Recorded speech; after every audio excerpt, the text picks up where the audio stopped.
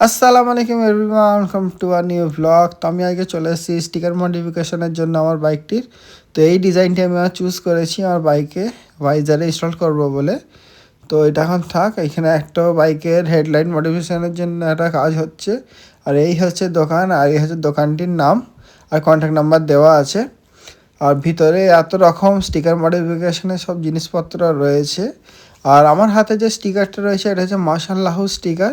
আমার ভাইজারের সামনে লাগাবো কি না সেটা ভাবছি। তো গাইস এখানে আরও অনেক রকমের ডিজাইন সব এখানে রয়েছে কাটিং করা অলরেডি, তো আপনারা এসে এখানে চেক আউট করতে পারেন। আর এখানে আমার প্রেজার দাঁড়িয়ে রয়েছে। এই R15টির হেডলাইট মডিফিকেশনের জন্য এক দিকটা লাগানো হয়ে গেছে ফ্রেম, তো আরেক দিকে বাকি আছে। তোমরা গাইস কমেন্ট করো কেমন দেখাচ্ছে। আর এই ট্যাঙ্ক ব্যাগটি আমি আমার প্রেজারের জন্য নিয়েছি, তোমরা গাইস কমেন্ট করো এটাও কেমন দেখাচ্ছে। তো এটা গাইস লাগাচ্ছে গাইস দেখো। তো প্রায় 1.5 ঘন্টা ওয়েট করার পর এবার আমার গাড়ির কাজটি শুরু হয়েছে। তো ভাইজারটা এখন সাবান পানি দিয়ে ক্লিন করে নিচ্ছে। তো এই ফিল্মটি আমার গাড়িতে ভাইজারে ইনস্টল হবে। তো এটা ভালো করে মুছে নিচ্ছে দাদা। তো মুছে নিয়ে এবার এরপর কাটিং করা হবে। তো ভিডিওতে এই পর্যন্ত দেখে থাকো, অবশ্যই ভিডিওটাকে লাইক করো, কমেন্ট করো, বেশি বেশি করে শেয়ার করো তোমাদের বন্ধুদের সাথে। আর চ্যানেলটি নতুন থাকলে অবশ্যই চ্যানেলটিকে সাবস্ক্রাইব করে নিও। ভালো করে ক্লিন করার পর এবারে ফিল্মটি এর ওপর লাগানো হচ্ছে ভালো করে মাপ নেওয়ার জন্য। তো তোমরা ভালো করে দেখো গাইস। তো ভালো করে প্রপার সেট করে এবার এর মাপ নেওয়া হচ্ছে। আমি এবার দিকটা ধরেছি, এবার দাদা এখান থেকে কাটিং করছে কতটা এই স্টিকারটা লাগবে আমার ভাইজারে। সেম এরকমভাবে ধরে ধরে কাটিং করে এরকমই কাটিং করা হয়েছে। ওই দিকের মতন এই দিকটাও সেমভাবে কাটিং করা হয়েছে। কোনখানে কোনখানে বেন্ড আছে আমার ভাইজারে সেই অনুযায়ী এখানে কাটিং করা হচ্ছে। তো গাইজ দেখো আমাদের কাটিং করা ডান। তো রোল এখান থেকে কেটে নিচ্ছে। তো এই অবস্থায় কাটিংটা আমার এই ভাইজারে ইনস্টল হবে। তো গাড়ি এখন আগে এরকম দেখতে লাগছে। আর স্টিকার ইনস্টল করার পর কেমন দেখায় সেটাও গাইজ তোমরা দেখো। আশা করছি ভালো লাগবে, তোমার কমেন্টে অবশ্যই জানাবে যে কেমন দেখাচ্ছে আমার বাইকটি। আর ফিল্ম লাগানো আগেও ভালো করে পরিষ্কার করে নিচ্ছে। তো এনার হাতের কাজ খুবই ভালো।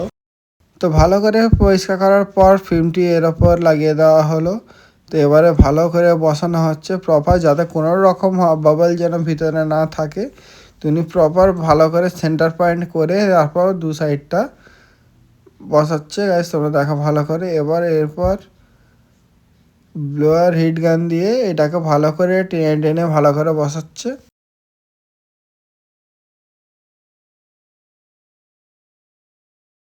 বাট আনএক্সপেক্টেডলিভাবে আলিদার সাথে দেখা হয়ে গেল।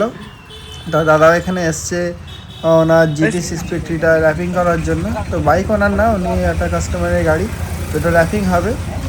আর ওনার দোকানে হয়তো কাজ ছিল, উনি বাইকটা রেখে এই বার্গম্যান নিয়ে চলে গেলেন। তো আমার গাড়ির কাজ তো এখনও বাকি আছে, আমাকে তো এখন ওয়েট করতেই হবে, দেরি অনেকটা হয়ে গেছে, প্রায় বেলা 1টা বাজে। তো এটা তাড়াতাড়ি হয়ে যাক তারপরে আমি বাড়ি চলে যাব। কিন্তু যাই বলো গাইজ, জিটির আওয়াজ খুবই ভালো। তাহলে এখানে গাড়িটা পার্ক করছে। তো ইনশাল্লাহ আমার একদিন হবে। আর এইটা আমার আছে আলহামদুলিল্লাহ যে এটা আমার কাছেও আছে। কতজনের কাছে সেই জিনিস নেই, তো আমার কাছে আছে। তো এটার গ্রাফিক্সের কাজ অলমোস্ট শেষের দিকে। সামনের টোটোটা হঠাৎ করে দাঁড়াতে পিছনের টোটোটা পিছনে ঠুকে দিয়েছে। তো দেখতেই পাচ্ছ গাইজ কেমন দেখাচ্ছে, অবশ্যই কমেন্ট করো ভালো লাগছে কিনা গাড়িটারে। আর খুবই সুন্দর করে ভালো করে বসানো হচ্ছে যাতে কোনো রকম বাবেল এর ভিতরে না থাকে। তো গাইজ দেখো এবারে ফাইনাল কাটিংও হয়ে গেছে। তো এবারে ভিতরগুলো কাটিং হচ্ছে। তো গাইজ তোমরা কমেন্ট করো কেমন দেখাচ্ছে। চ্যানেলটিতে নতুন থাকলে অবশ্যই সাবস্ক্রাইব করে নিও। আর এই ভান্ডা গাড়িটিরও কাজ হবে, গ্রাফিক্স হবে। তো দাদা অনেকক্ষণ ধরে দাঁড়িয়ে আছে, ওনারা প্রায় 1 ঘন্টা হতে চললো দাঁড়িয়ে আসছে, আর আমার 1.5 ঘন্টা হয়ে গেছে। তো গাইজ দেখো স্টিকার পুরো ডান। তো কেমন দেখাচ্ছে তোমরা দেখো। আর গাড়িটাকে দেখতে পুরো মনস্টার মনস্টার লাগছে। তো স্টিকারের কোয়ালিটিও খুবই ভালো, পুরো গ্লসি আছে। আর কাটিংও খুব ভালো হয়েছে। আর গাড়িটাকে যাচ্ছে দেখো পুরো মনস্টার দেখতে। তো পুরানো সেই BMW GS এর মতন লাগছে। এবারে এখানে সাইড দিয়ে লাইটার দিয়ে ভালো করে বসিয়ে দিচ্ছে যাতে কোনো রকম উঠে না যায়, হিট দিয়ে আগুন দিয়ে বসিয়ে দিচ্ছে। আর এটা হয়ে যাওয়ার পরই পুরো ফিনিশ।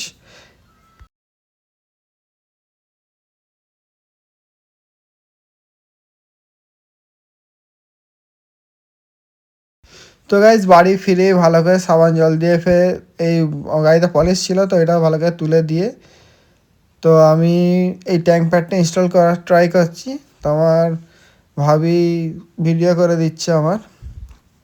তো গাইজ দেখো অনেক ট্রাই করছি, মাঝখানে একটু গন্ডগোল হয়ে গিয়েছিলো, লাস্টে ফের আমাকে তুলে ফের বসাতে হচ্ছিল।